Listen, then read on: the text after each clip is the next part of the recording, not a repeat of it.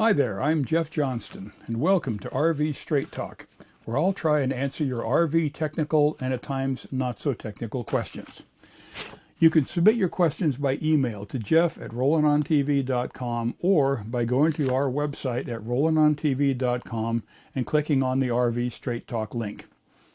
Now, RV tires and their proper use cause a lot of confusion for RVers. This year, Dennis writes, This week, Dennis writes, I've installed a tire pressure monitoring system. My Class C motorhome calls for 80 pounds a square inch tire pressure. Driving in hot weather, they go up to 96 psi. Is that safe? Should I deflate the tires in hot weather? And that's from Dennis in North Carolina. No, Dennis, you should not deflate your tires in warm weather. The cold inflation pressure is the starting point for your motorhome, trailer, car, any vehicle like that. The tire manufacturers establish that as the point where you start the inflation, and they build in a factor that allows the inflation to come up a little bit when the tire warms up, either due to warm weather, going down the road, or a combination of those.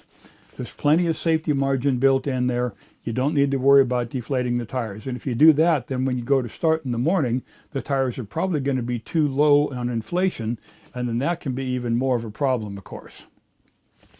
So don't bother deflating them. Start them at the cold inflation pressure, and you'll do just fine. Now email me your shipping address, Dennis, and I'll make sure you receive one of these classy Rollin' on TV mugs. Ceramic, hard to spill. Don't forget, if you have an RV tech question, send it in and I'll get you a straight, honest answer. If we use your question on our website or the TV show, we'll send you a Rollin' on TV mug just like this one, or very similar. Now we regret we can't personally answer every question we receive, but we do answer the ones we use on the show or the website. That's it for this week. We'll see you next time.